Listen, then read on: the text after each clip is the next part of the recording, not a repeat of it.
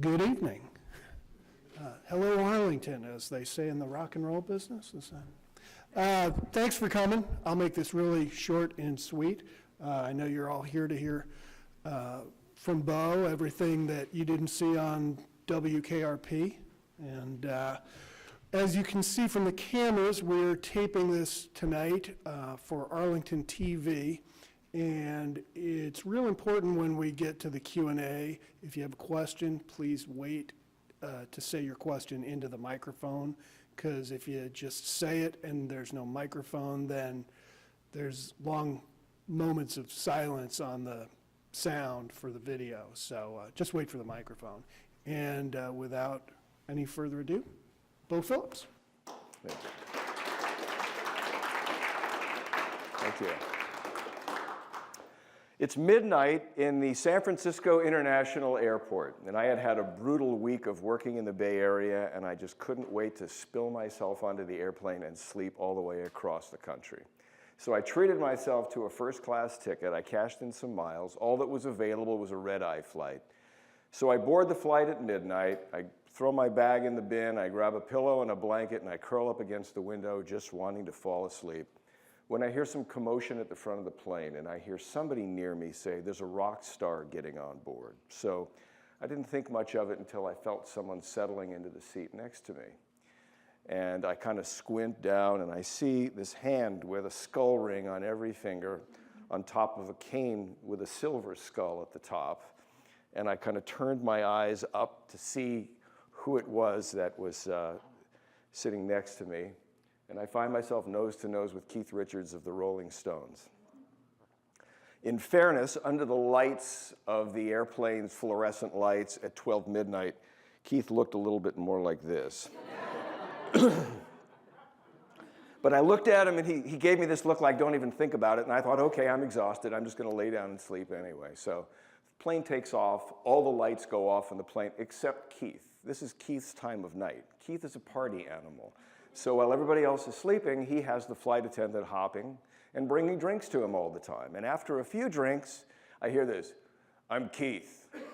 And I went, "All right, nice to meet you." I wake up and "Nice to meet you." And he started chatting, and he turned out to be just a wonderfully charming, engaged, articulate, although it's impossible to understand every other word that he says because his accent is so heavy. And the more drinks you put into them, the less I was getting out of the conversation. But he talked about his love for music and his passion for music and the fact that he would play for nothing and that Mick is just a greedy bastard. I would go out there and play with anybody on any day. And we had a wonderful time chatting. And I learned a lot about him. He's the least pretentious rock star you can possibly imagine. He does it for all the right reasons. By all rights, he should be dead several times over right now, and he even admits that in his autobiography. But really is one of the biggest in the land. So we're flying, and we're about a half an hour outside of JFK, and he says, "Beau, do me a favor and walk off the plane with me." And I said, "Sure, we're pals, of course." So the plane lands, everybody gets off, Keith grabs his fur coat and his cane, and we're last off the plane. And as we're walking down the terminal, I said, what's going on? And he said, "Well, whenever I travel, somebody sees me get on a plane, and they put the word out to Stones fans that Keith is on flight such and such, headed for New York, and inevitably there's going to be people out there waiting for me that want an autograph." So he goes, "I'm happy to do that, but just scoot me through the line." I said, "Sure, that's fine." So lo and behold, we're heading to the terminal, and here's about 15 people all holding guitars for him, and Sharpies for him to autograph. So Keith walks up to the first one, and he shakes hands, and "How you doing?" And he's signing, and he's taking the next guitar and signing. And we get down to the last person, and I look over his shoulder, and I see that he's signing the guitar, but he's not signing his name, he's signing my name. So I kind of whisk him away and head him towards his driver. I said, "What are you doing?" And he says, "Those people don't care about me. They're not a fan of the Rolling Stones. They're people who want my autograph so that they can sell it on eBay." He goes, "So I figure, screw them. I travel, and I find someone like you, and I ask them to come off the plane with me like I did with you, and whoever I happen to be standing with, that's the name I sign." So somewhere out there, there's a handful of people that swear to their friends that Keith Richards actually signed their guitar, and for some reason, in indelible marker pen, it says Beau Phillips. So to those people I say, you can't always get what you want, you get what you need. But I became a fan of the wisdom of Keith Richards because this is a man who still lives with the fountain of youth. He's still a guy that has all the passion and all the charisma and all the enjoyment of life that you could possibly want, and he looks like hell. But there's a magical spirit about Keith Richards that was really extraordinary, and he is truly someone that is forever young, at least on the inside.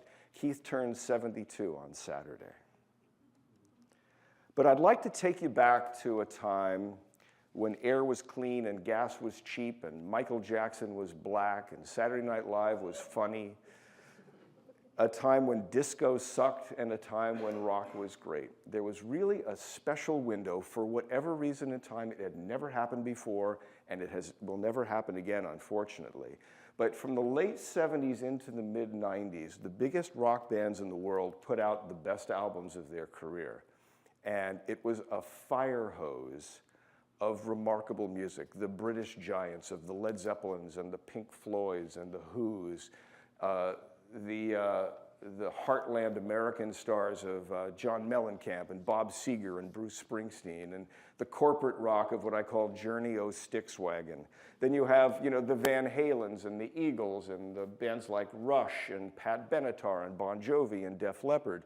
And they were coming in absolute torrents. It was a fire hose of amazing music by amazing artists. I happened to be working at one of the more influential rock stations in the country. It was in Seattle. And I was one of about maybe 15 or 20 program directors of the radio station that really had a lot to say with what music got played and which bands broke. Because remember, this was a time before Pandora, before Sirius XM, before iPods and file sharing. This was a time that if you were a fan of music, you got it from the radio. And many of you grew up probably listening to some really extraordinary radio stations where you really felt a connection, that they were actually turning you on to really interesting music.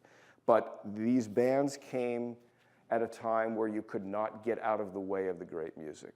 At the same time, we had a phenomenon called record stores, where you could actually spend some time pawing through the bins and finding music that you might like. There were record labels that had money and supported their artists and put them out on the road where you could go see, and I'm sure many of you have stories of seeing great bands for $5 at some point in your, in your life. Then there were the concert promoters who were all based locally, and we were kind of a band of people that brought music to town, but radio was the mouthpiece. Radio was the way that people heard about the shows, heard about the music, drove people to the record stores.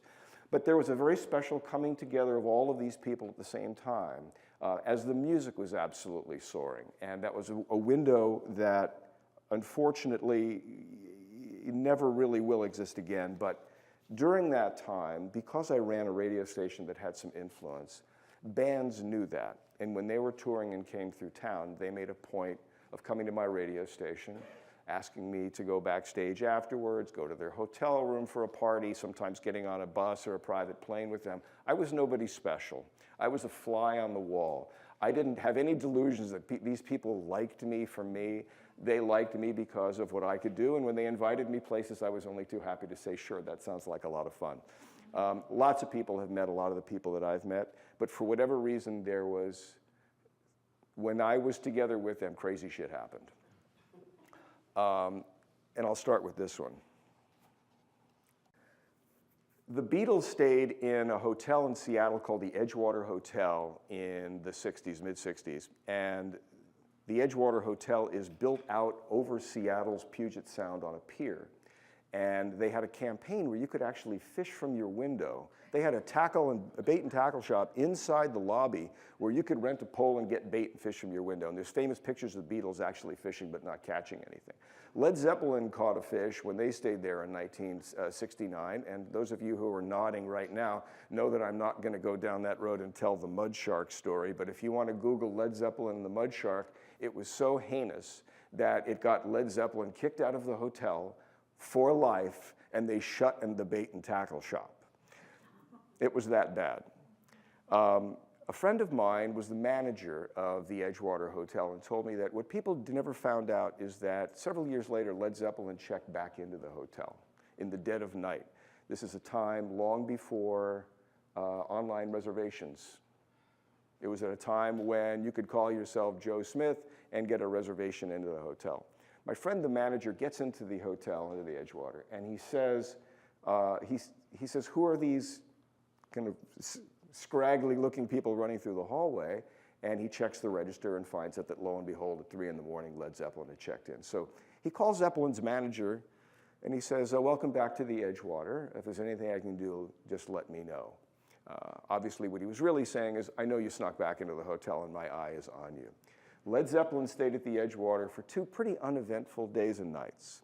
But when they were checking out, my friend, the manager, calls the head of housekeeping and said, how do their rooms look? She goes, oh, the rooms are great. You know, they didn't fish. There's no problem, except all of the TVs are gone. So he says, stay there, and he runs down the hall, opens the first door, and lo and behold, the TV's gone, and the drapes are blowing. So he pulls back the drapes, looks out the window, and there's not 1 but 5 TVs bobbing in Puget Sound. So he goes back to the front desk, and here comes Richard Cole, Led Zeppelin's road manager, to check out. And my friend, the manager, goes, Mr. Cole, 10 rooms, the bill's $3,000. Richard Cole, the manager, reaches in his pocket, pulls out a huge roll of hundreds, and he peels off 30 and pays the hotel bill. So my friend is thinking that went pretty well. Mr. Cole, I also have to charge you for those TVs that you threw out. Mr. Cole chuckles and goes, how many did they toss? And he says, well, 5, and at $500 each, you owe me another $2,500. Reaches back in his pocket, pulls out the roll again, peels off 25. Who carries $5,500 bill? Pays the bill. As he's ready to leave, there's a desk clerk standing right there who's watching this whole thing go down. And he says, Mr. Cole, I'd always heard that Led Zeppelin had a reputation for trashing hotel rooms and throwing TVs, but I didn't really believe it. He goes, you got to tell me, what does it feel like to unplug the TV from the wall, lift it up, open the window, toss it into the water? Richard Cole looks at the kid and he goes, kid, you know, there's some things in life you just have to experience for yourself. And he reaches in his pocket, peels off 5 more $100 bills and hands them to the desk clerk and says, kid, go toss a TV courtesy of Led Zeppelin. And that was the crazy stuff that happened. That was really just the mind-bending things that happened. And one of the things that I want to talk about tonight is, for some extraordinary reason, this music is being handed down, and I see people my age and I see people younger, and that's really my point, is that for the first time in history, this music is being handed down to the next generation. My mom and dad grew up with Sinatra and Elvis and Broadway show tunes, and I always thought that was fine, but it never became my music. This music is being embraced by younger people, and there's a couple of reasons for it. And I think it largely has to do with the fact that this was brilliant music. We're not just old farts who are saying we grew up in a special time. It was a special time, and the music was powerful, and the music had something to say. Artists actually wrote their own music. They played their own instruments. They didn't have auto-tune. They didn't have, computerized drums. They were real singers and real writers and real performers and real talent. So it's really been an extraordinary phenomenon. And my theory is that it started like a lot of things did with the Beatles. Because the Beatles not only affected everybody's fashion and hair, but they also started people interested in playing guitar, and all of a sudden music stores popped up. There really weren't music stores much before the Beatles. People, kids started forming their own bands. I mean, it really gave rise to a tremendous amount. But more than anything, listening to a Beatle album was an experience. It was something you could share with your friends. You could look at the pictures. You could read the lyrics. It became something that was really remarkable. It was an experience that created lifetime allegiances with bands like that. We also knew the band's names. We knew who the members were. We knew what instruments they played. And speaking of instruments and artists who played and people who are in famous bands you may recognize this guy. If you had a high opinion of Paul McCartney before tonight, I'm about to take it even higher. I was running this rock station, but I also was on the board of the Make-A-Wish Foundation. And as you probably know, Make-A-Wish grants wishes to terminally ill children. And usually when there was something, a request for concert tickets or something, I would get a phone call saying, Beau, can you help? And I always try to.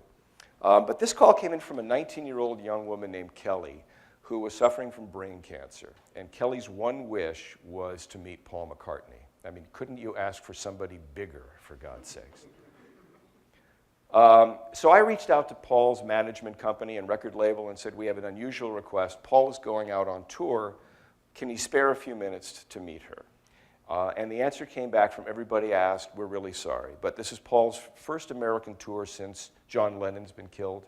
And he really doesn't want to expose himself at all. So he's going to play his shows. He's going to go back to the hotel. He's going to go to the airport and fly on. He's not doing any press. He's not meeting anybody. Please tell her that we respectfully just can't. So I went back and told Kelly and her mom that I tried. It's just not going to happen. Is there anything else I can do for you? And they went, no, that's really all she wanted. And it broke my heart, and I didn't mean to do it, but I played a card that I didn't want to play. And I called Paul's people back, and I said, you know, Paul has a 19-year-old daughter named Stella, who's a famous fashion designer now. And she's perfectly healthy. Can you imagine the horror of having a 19-year-old daughter that's not healthy, that has 3 months to live, and her only wish is to meet Paul McCartney?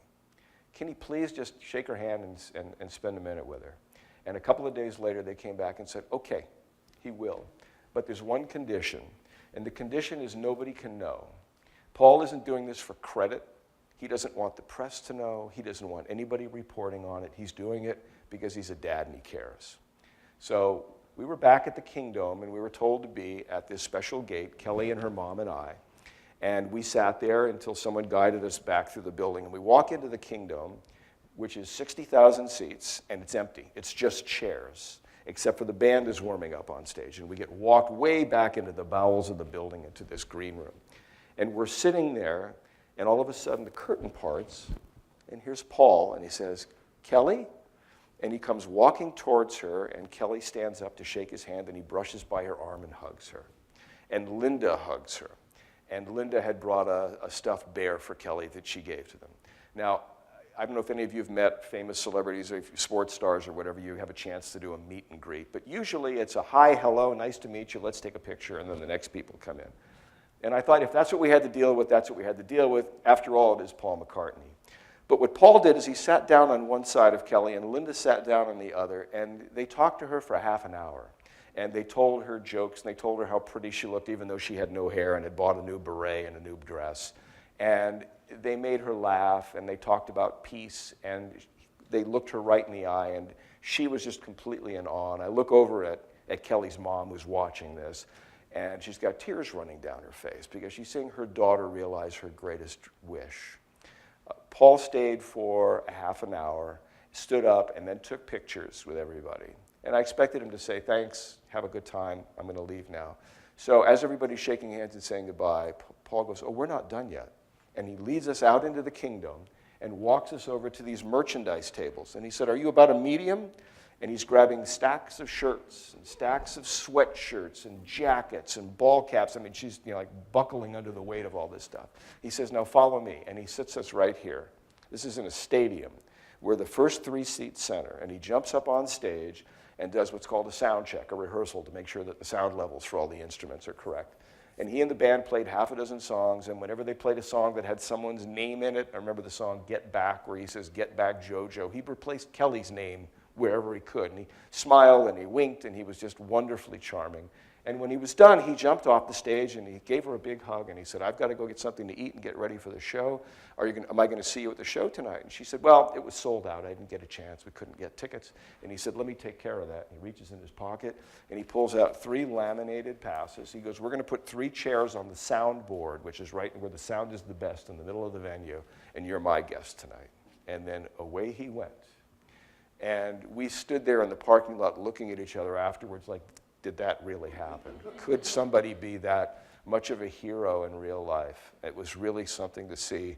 And that's a lot of what I got to see in my experiences. That's one of the few in my book that are not about sex, drugs, and rock and roll, but about the humanity of some of these people that you meet that are just so remarkable when you meet them in person. But Paul couldn't have been more of a hero. And this is a picture that was taken of Paul with Kelly. So, yeah, pretty special guy. Interestingly, the top 10 albums of all time probably won't surprise you. It's the Beatles, it's Pink Floyd, Led Zeppelin, AC/DC, Fleetwood Mac, and the number one record of all time, I don't know if you know this, is the Eagles' greatest hits. This is Joe Walsh of the Eagles.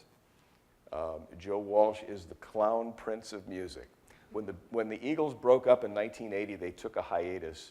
Joe, like Keith Richards, is very childlike, loves to play, will play anywhere. He joined a punk band in Australia for a while just because he wanted to play.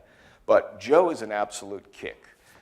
He's a sweetheart of a guy from Cleveland, Ohio, who no matter whether he's feeling good or bad, has a smile on his face and will welcome you with a "how you doing?" That's Joe's whole signature line, "how you doing?" I had the idea one time at my radio station. My afternoon show had gone on vacation for a week, and I needed something for that week. And I had the weird idea to put a celebrity in there. And somebody said, you know, Joe Walsh wants to do radio. And I thought, well, that would be fun. So I called his manager, and I said, look, I need someone to do the afternoon show. Would Joe be interested? And he goes, well, let me ask him. He goes, how much can you pay? And I said, well, I'll pay him $10,000. And he'll come in and do the whole show. And then on the last day, he'll do a concert for our listeners. And he goes, okay, let me talk to Joe. Joe's all for it. So Joe comes to town, and I call a friend of mine who's at the Sheraton. And I said, I need a couple of hotel rooms for some people that we're bringing in. And the names are Joe Walsh and his manager. And she goes, is this the Joe Walsh? And I said, yeah. She goes, wow. She goes, I'd love him to stay here. I'll comp him rooms, and I'll upgrade them to suites. We'd love him to stay here. I said, that'd be perfect.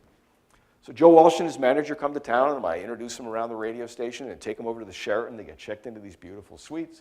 And Joe, I'll spare you the details, but Joe is a lot of fun. And in the book, I talk about the types of crazy things that he was doing as a disc jockey on the air, including insisting for the artist that he doesn't like to play them the song the same time as another artist so it goes by faster. So at the end of the week that Joe was there, he plays a wonderful concert for the radio station. And then a few days later, I get a call from the Sheraton saying, well, what are we going to do about Joe's bill? And I said, what do you mean Joe's bill? I thought you said it was free. And they said, well, no, the room's free, but he has incidental charges. And I said, all right, what are we looking at? She goes, well, $10,000. I said, $10,000? She goes, he ordered in about $1,500 in booze. This is one guy there for 5 nights. I said, all right, what about the other $8,500? Where's that going? She goes, well, Joe took everything that could be shredded in the room and shredded it. The pillowcases, the blankets, the draperies, the shower curtain, anything that could be cut in strips was cut in strips. And Joe left it in a giant mound. And it was kind of like leaving his mark, you know. But Joe, you may know, is also famous for traveling with a chainsaw in a guitar case. And if he didn't like the room he was in, he would just cut it open a hole in the wall and create an adjoining suite. So I think I got off lucky with just having to replace some stuff. But I called his manager and I said, you can't stick me with a $10,000 bill. And he goes, oh, no, I won't. Just send it to me. We'll pay it. And I said, I just paid Joe $10,000 to come for a week, and you're just wiping all that away on booze and fabric. And he goes, yeah, well, what? He goes, welcome to my life. That's what these guys are like. They get bored on the road, and they try to find stupid things to do, and whether it's throwing TVs or shredding hotel rooms, that's kind of what happens to them. It was about that time that I left radio. I went to New York, and I was the head of marketing at MTV Networks. And we did a ton of research to try to find what it is that gets people excited, particularly adults excited, about watching music on TV. And we found the obvious, is that people like to get closer to their artists. They like to know more about them. They like to get behind the music. And when I was there, it was at a time when VH1 created shows like this that got you to know a little bit more about your favorite bands. You know, was the bass player, you know, the limo driver in that video? You know, that's what led to a TV show called Pop-Up Videos that you might have heard of, Behind the Music. It was remarkable. Behind the Music tracked the rise and fall of artists' careers. And they always had the same pattern. They start up here, the drummer dies, the lead singer has a heroin problem, something, and then all of a sudden they find their way back. And we were doing shows about great superstar artists and artists like Donnie and Marie and Vanilla Ice and Milli Vanilli, just because they all made for such interesting television. But it made me realize that there is a hunger, that people of our generation love to get behind the music and like to know a little bit more about their favorite artists and make emotional connection with the artists that you grew up with and loved. I had an opportunity, speaking of emotional connection, if you're familiar with the song Tears in Heaven from Eric Clapton, and you probably know some of the story that it's about the death of his 4-year-old son, Connor. And I'll skip over most of it, but Connor ran out the 52nd floor window of a high-rise in Manhattan. He was playing and went right over the railing. And Clapton walked into the hotel room and found out from the boy's mother that his son had just fallen to his death. Clapton had spent the night before at the circus with his son, and it was the first time in his life, after years of drinking, after years of heroin, after years of womanizing, that he finally felt like a dad. And he loved the night with his son at the circus, and he was looking forward to the next day he was going to take him to the zoo. That's why he was coming to get him, and he was devastated by that. And it led to the writing of the song Tears in Heaven. And when Clapton decided to go out on tour, my radio station got together and I said, look, this is a guy who's doing the hardest thing that a father can do. I mean, to write a song about the death of your son is hard enough, but to perform it every night in front of a live audience has to be just brutally difficult. So when he comes to town, let's not do a stupid contest where we're giving away tickets to the 10th caller, or we're giving away an autographed guitar, or the type of stuff that radio stations always do. I said, let's do something more meaningful. Let's honor the fact that he's one of the greats who just went through some horror, but he's here sharing it with us. What can we do? So I had the idea to call the Bic company. They make lighters and pens and all of that. And I said, I would like 20,000 Bic lighters. And what I'll do is put Clapton's name on one side on the date of the show and our station on the other, and we will hand them out to people as they go into the concert that night. And we told listeners for the week leading up to the show, when you go to that show and you hear Clapton starting to play the opening notes of Tears in Heaven, go completely quiet. Don't make a sound and hold up your flame. And let him know that you appreciate him being there and that you respect the pain that he's had to go through. But make it not a sound. And it was a difficult task to do, to get 16,000, 17,000 people to all do that. But at the night of the show, we had people kind of stationed all around the venue, and they were handing out lighters to people as they were going in. Well, about halfway through the show, Clapton sets aside his electric guitar, picks up his acoustic, and there's a single light shining on a stool right over the center. And everybody in the venue knew what was coming next. So Clapton sits down, and he's playing the opening notes with his head down, like I am right now, playing the opening notes of Tears in Heaven, and it goes quiet. He's used to having people clap, and they go, oh, I recognize that song, and they cheer. Quiet. And he looks up, and he sees this sea of light, and he realizes exactly what's going on. And the people who were in the audience were moved by the fact that he stopped playing and just for maybe 10 or 15 seconds just looked out and marveled over the crowd. And you could tell that he was moved, because when he started the song and started singing the song, his voice cracked. And he got all lost in the beginning of the song. And I told my staff afterwards that everybody who was in that venue that night and saw that, years from now, will hear Tears in Heaven come across the radio or at a party or a club, and they'll go, you know, I was there a night where I saw Eric Clapton do that, and here's the emotional connection that I have with that guy. I don't think that happens with Katy Perry. I don't think that happens with Taylor Swift. And I think Taylor Swift's phenomenal, by the way.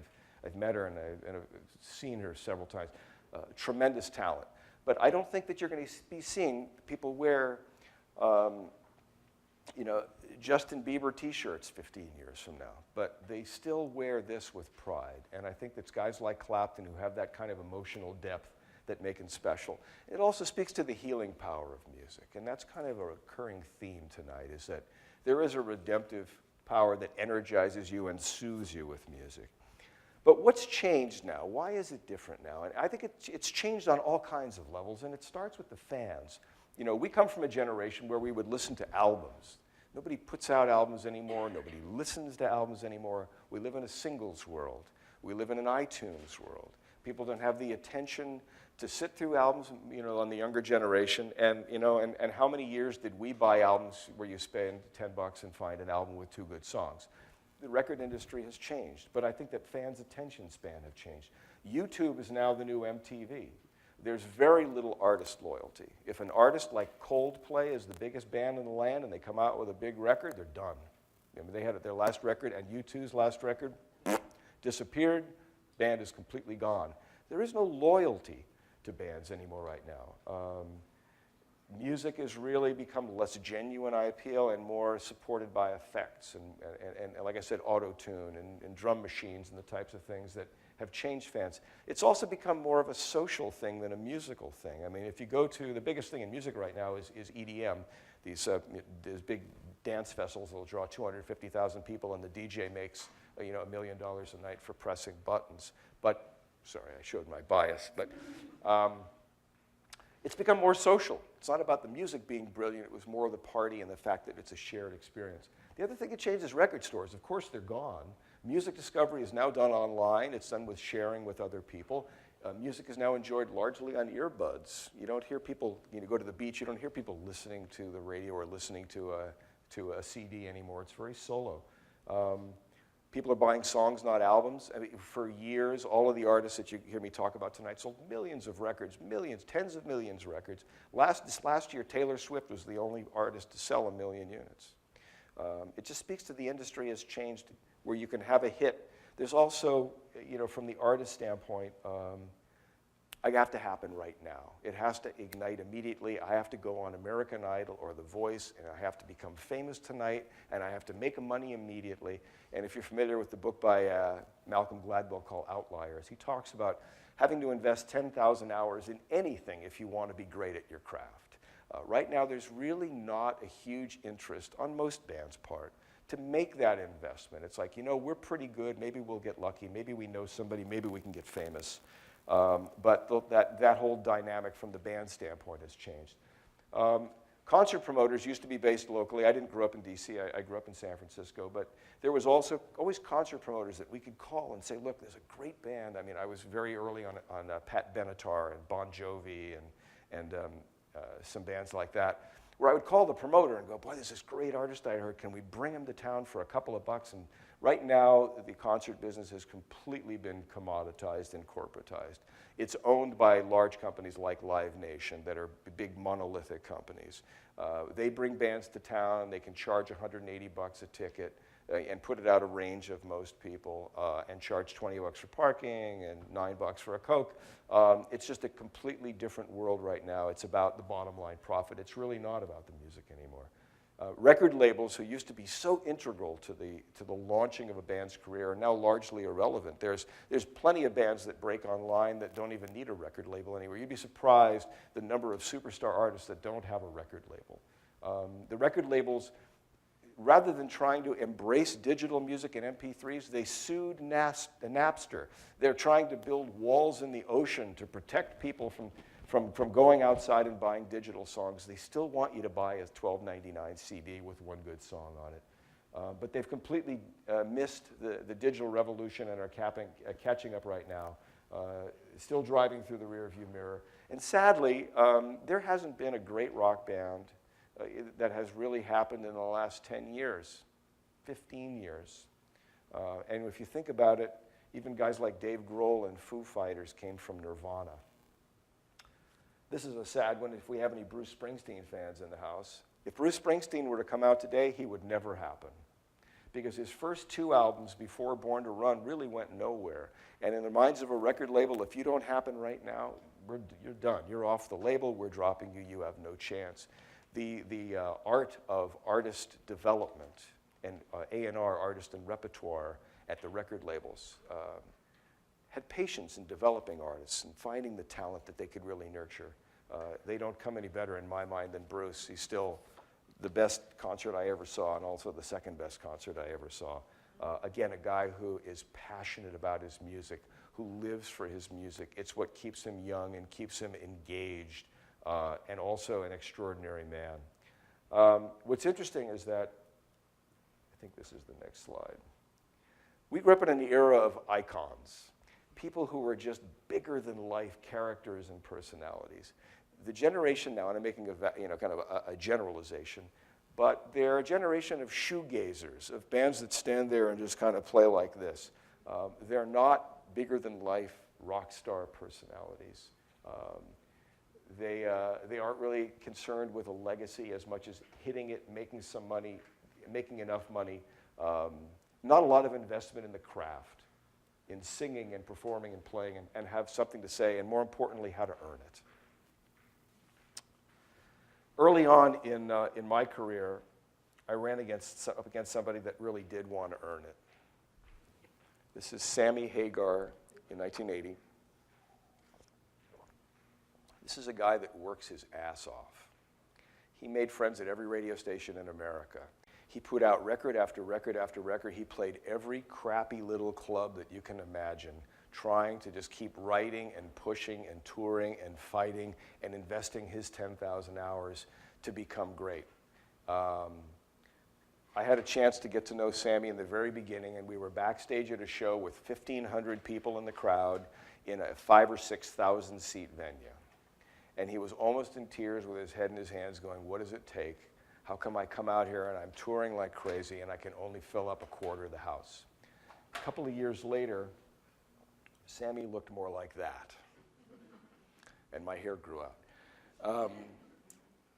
But if there's ever a guy that you want to see it happen for, Sammy's the guy. He ended up starting a Cabo Wabo tequila company that he sold for $90-something million, and is right up there in terms of one of the most successful and wealthy rock stars of all time. This is about the same time with Sammy with Van Halen, and they were kind enough to dedicate it to me, the fifth Van Halen. I never saw their paycheck, though. The last piece of this, and you've heard me talk a bit about it, and it's really sad for me, is the radio piece, because music radio, in my opinion, is just a shell of what it used to be, and it's very sad for me to say. I've had a chance to work in radio on the local level and the national level across the country.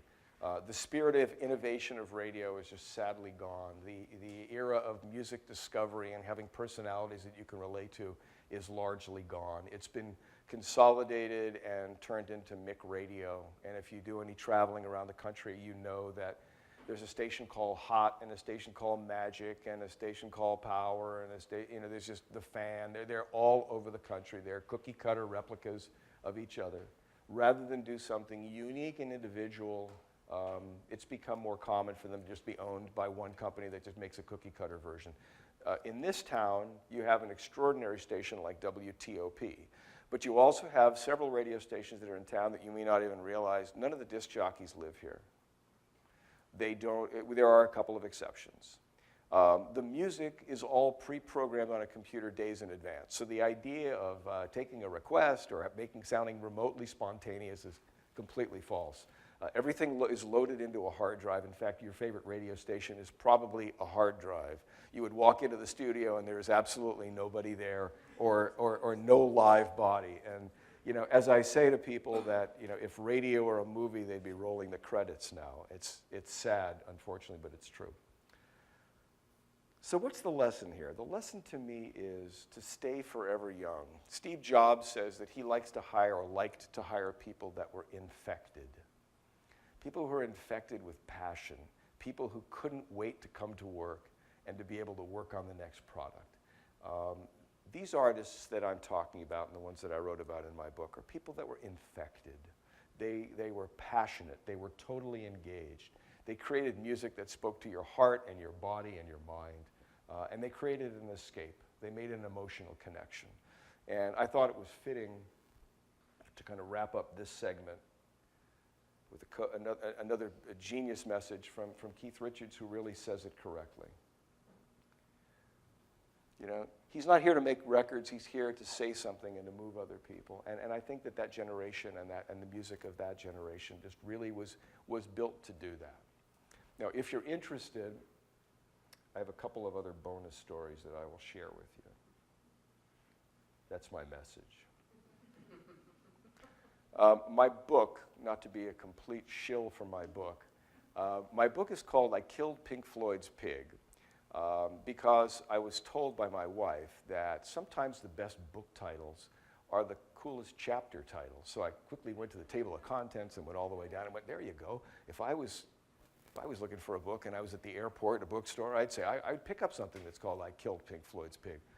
But Pink Floyd's Pig is a story. Again, I was working at this radio station, and Pink Floyd was coming to play in the stadium, 60,000 seats, sold out. And I thought, what can I do to create some awareness from my radio station that Pink Floyd's coming to town? So I had the crazy idea to call Pink Floyd's manager and say, would you loan me your famous concert pig that I can fly over my radio station the week leading up to the concert? And his manager paused and goes, you must be out of your mind. We fly that in concert every night over the crowd. It hooks on a scaffolding rigging on a motorized thing, and it tracks around. And it's the high point of the show. The audience goes crazy. If anything were to happen to that pig, we'd be completely screwed. And I said, on my life, I will sleep with this thing. Nothing will happen to the pig. In a weak moment, they said yes. And I thought, this is terrific. So this crate arrives, and 300 pounds of pink fabric inside, and we hoist it up on the roof, and we inflate it with air, and it's flying at about 80 feet above the radio station, and it looks majestic. It was just wonderful. And all the TV cameras, the helicopters were flying around, and people were pulling into our parking lot, taking pictures of themselves with the pig in the background. It was really glorious. This is a pig that has some experience in getting away. It was created for the album cover Animals that Pink Floyd put out, and Roger Waters wanted the pig created so it can fly over the London Harbor. It's kind of a promotional stunt when the album came out. But it broke through its tethers and flew 30,000 feet to the point where pilots were reporting it. And it shut down Heathrow Airport inbound and outbound until they could retrieve the pig. So as I'm flying the pig above the radio station, I'm thinking, boy, I really hope it stays here. The morning of the concert, I had sworn on my life that I would deliver the pig to the venue by 12 noon because they needed to inflate it and put guy lines on it and hoist it up and do test runs and all of that. So the morning of the show, I get a call from my morning disc jockey at 6 a.m. and he goes, hey, look, I just pulled into the radio station and it's still dark outside, but I didn't see the pig. And I said, oh, it's got to be there. It's 40 feet long. I said, look, it's a little lighter now. Go outside and check again. So he puts the phone down, runs out, comes back, huffing and puffing. No, the pig's gone. So I'm looking at my clock. It's 6 a.m. I said, don't say anything to anybody. I'm on my way. So I jump in the car, fly to the radio station, park my car, scramble up this ladder to the top of the radio station, and lo and behold, the pig is deflated, and it's draped all over the air conditioning ducts and the gravel on top of the roof. It's gone. And I'm thinking, how does it deflate? What could happen to this thing? At least it didn't escape. But I'm now trying to, with a flashlight, because it's still dark, pick up corners of the pig and walk around it going, what's the problem? And I finally came right up by the chest of the pig, and I pick it up, and there's this giant L-shaped gash in the pig, 3 feet each direction. And laying right in the middle of the gash is a hunting arrow. Somebody, I think from a competing radio station, didn't like all the attention we were getting and hired somebody because this was a professional arrow. Not that it was too hard to hit, but it was done. And I'm thinking, okay, I've got to have this thing back at the venue at noon. It's now 7 a.m., and I've got a dead pig. Where do you even start repairing something like that? So I called kind of everybody in and said, okay, all hands on deck, what do we do? And we found a parachute company who said, sure, bring it in, we'll see what we can do. So we stuffed 300 pounds of fabric into the radio station and van and fly all the way up 45 minutes to this parachute company. We bring it out, and we spread this thing out all over his warehouse floor. And he says, well, I can't stitch it. He goes, you're going to inflate this thing. It won't hold. It'll pop. It won't hold the air. He goes, I have to put a patch on it. I said, great, whatever you need to do. And he starts going through his fabric, and he goes, well, this is about the closest I can get. And it was more orange than pink, but I didn't have a lot of options. I said, look, just do what you need to do. Just patch it up.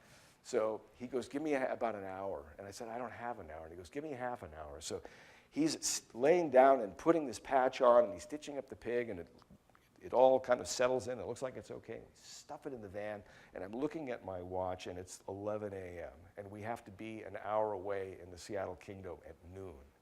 So we fly in there through wet streets and lots of traffic, and we get to the front of the venue, and here's this big giant man standing right on the loading dock like this, looking at his watch. And we come in at 11:59. I said, got your pig? So we open the doors, and his road crew take it, and it's all kind of all crumpled in a ball, and we kind of threw it to them, and they ran with it inside, and we got the hell out of there. And I never heard word one about what did you do to our pig. But I went to the concert that night, and when the time came for the pig to fly out, it flew. Here it came right out on cue, and the crowd is just going crazy, and all I can see is this orange L-shaped patch in the middle of it. But nobody seemed to notice, or maybe they were too wasted to know. But but the point is that I got away with it. I dodged the bullet. I was responsible for killing Floyd's pig, and we did some emergency surgery to actually save its life. But no, yeah, I never got in trouble over that. And now that I've titled the book that, and Pink Floyd reads about it, I'm sure somebody's going to, I thought something was funny about the pig. This is a story that actually reads better, and you can read about it on my website. The picture was too hot for my book. The publisher would not let me use it. But my radio station had a fun relationship with Van Halen from the very beginning. And we became good friends with the band and their record label and their management. And when they came to town, they always stopped by and visited, and it was a party waiting to happen. There was one time when I heard that Van Halen was coming to town for 2 nights, and it was sold out, and I called their manager, and I said, hey, look, when the guys are in town, would they please come by the radio station? We'd love to visit and see what's going on, and let them play some records and talk on the air, something that rarely happens anymore. And his manager goes, well, they're really busy this time. We love you guys, but we don't think it's going to happen. Fast forward a couple of months. It's about 2 in the afternoon, the day of the concert. Everybody's excited about the show. We're getting lots of requests at the station for playing Van Halen music. And the receptionist goes out of the all-call and said, everybody look outside. And I look out the window, and I peel back my curtain, and here's motorcycle cops, one after the other stopping, followed by 4 limos, just bam, bam, bam, bam. Out of the first one pops David Lee Roth with these 2 strippers. Right behind him was Eddie Van Halen, who, I don't know, Eddie was running around with a penis-shaped squirt gun squirting people that was filled with beer. So Eddie was probably running around doing that. And he pops out, and he's holding a case of champagne, and he has another stripper who's holding a cake. Big birthday cake for the radio station. And then Michael Anthony, the bass player, and Alex Van Halen, the drummer, are here, and they're also with strippers, and they have party poppers and streamers and all kinds of stuff that they brought in. They walk right into the radio station, walk right past the receptionist, down the hallway, opened the control room, and said, we're here to take over. And they took our disc jockey here in the middle and basically kicked him aside, and they went on the air and said what they wanted and played what they wanted, and they turned the studio monitors up, which you can't see in here, all the way to 10, and these girls got up and they're dancing all over, clothes coming off, and it was just insane. And I'm pinned up against the back wall, standing next to Eddie Van Halen, going, what's going on here? What did I miss? And he goes, we wouldn't forget you guys. He goes, you didn't think we weren't going to come. And I said, yeah, but I didn't know you were going to come with all of this stuff. And there was just party poppers. And when the party was over, the entire control room was soaked with champagne because nobody bothered with glasses. Everybody had their own bottle, and they're dumping over each other. It was like a celebration after someone won the Super Bowl. And then on top of the soaked carpet was cake and party streamers and G-strings, and it was just a mad mess. But they took over for 2 hours before they finally got called back by their manager to go back to the venue because they had a concert to play last night. But the Van Halen stripper invasion is something that when I talk to disc jockeys nowadays and when I do radio interviews, The most common thing I'm asked once we stop the interview is, man, you know, your book really depressed me. Because nobody comes to our radio station now. I never get invited backstage. And if I do get invited backstage, they don't want to have anything to do with me after that.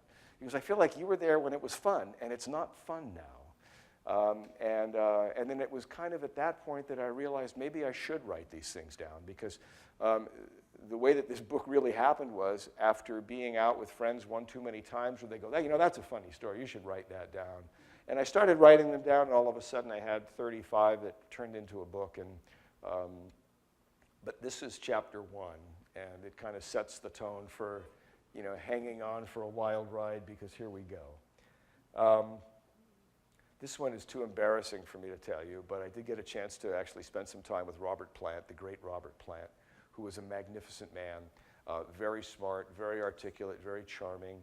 He wanted to talk about his solo music, because after he left Led Zeppelin, he wanted to know that people still liked him, that people could embrace Robert Plant without having Jimmy Page standing next to him. And he was all about trying to get some feedback on, you know, what did I think of his new record, and did I think it was going to work? And here I am talking to the golden god of rock about, do I think he has a prayer as a solo artist?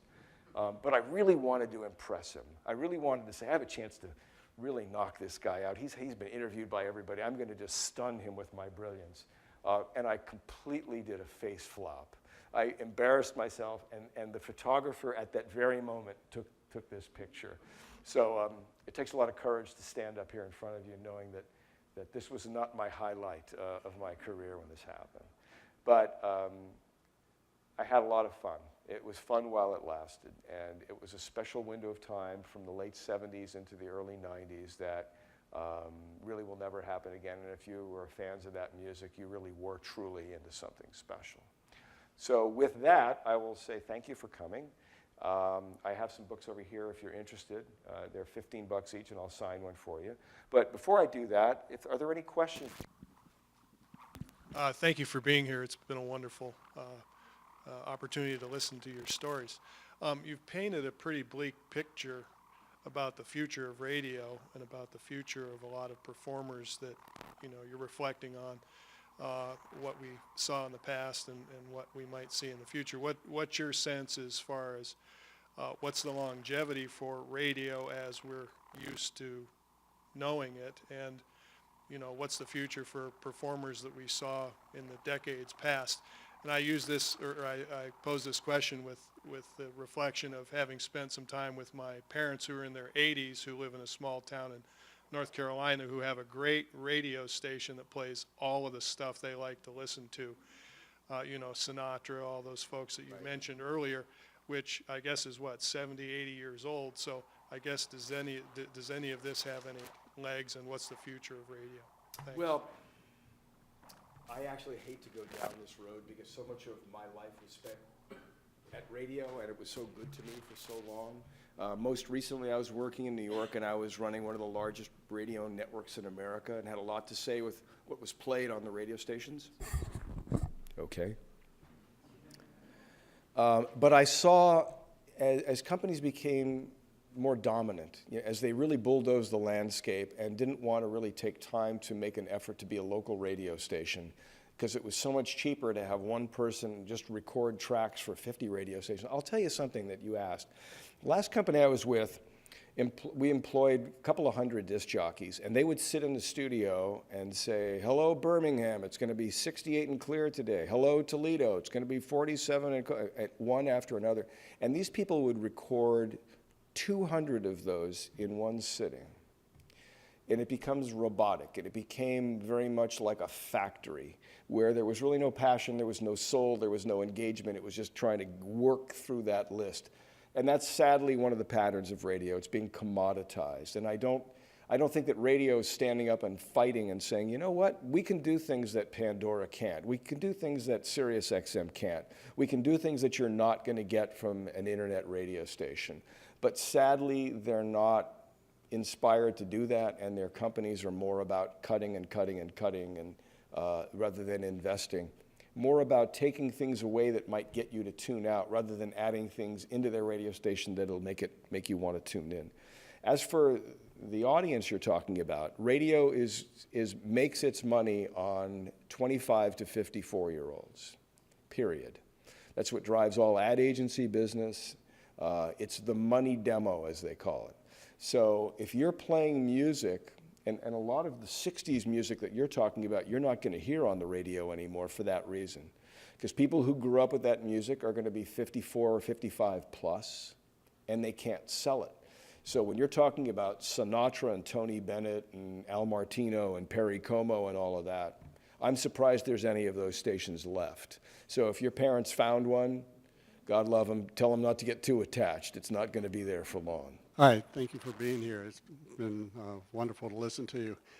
Coincidentally, I just read a biography of David Bowie. I can't remember the author's name, but I got it here at the library. And it started when he was just, I think, 14 or so, and really back in the early 60s, maybe even late 50s, and runs through the whole gamut of everything, the details of his whole life and how he dealt with the business of music, et cetera, et cetera. So it's very interesting to watch the development as you've expressed it here. But I was just curious if you'd ever met him. I did. I met him actually during his heyday. During the era of Let's Dance, which was kind of, at least commercially, his peak. And he had two guitar players that he worked with. Peter Frampton and Stevie Ray Vaughan were the guitar players that played with David Bowie. David Bowie also has the distinction of being the only guy I know who sold stock in himself. Yeah.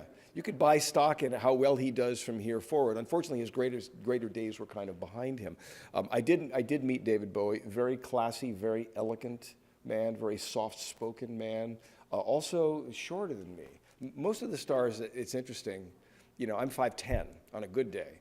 But when you start meeting some of these artists, it's really remarkable how I was taller than most of them. It's really remarkable.